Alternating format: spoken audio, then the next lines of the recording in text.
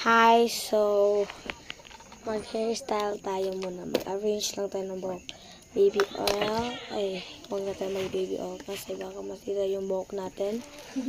Dili lang tayo part. So, let's start. Yung tiil ba? Ito yung headband ng kabitan natin. Hindi naman matigas yung hair ko. Hindi matigas. Meron pala sila ng ML dito, guys.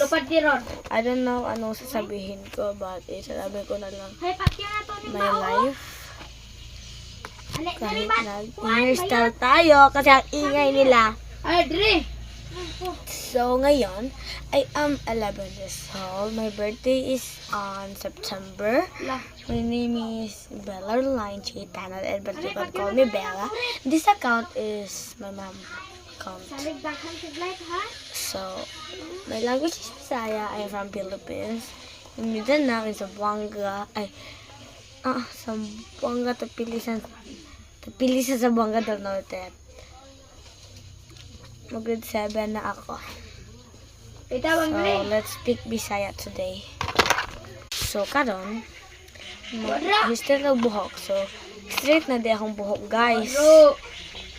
Hindi na siya gahi. Tapos kanina. So, straight na natin na hairstyle. So, straight na ba ito? Like dito. Bukas. Kasi David naman bukas sa Simbahan Alliance Church. So, ganyan. Ito naman yung next na.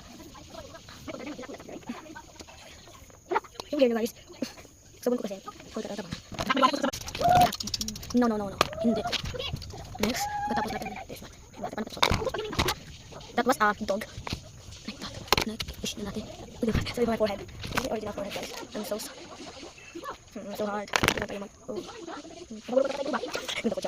So it's my time. So this is me, guys. Breakfast mood. So dito sa kapila. Ito natin.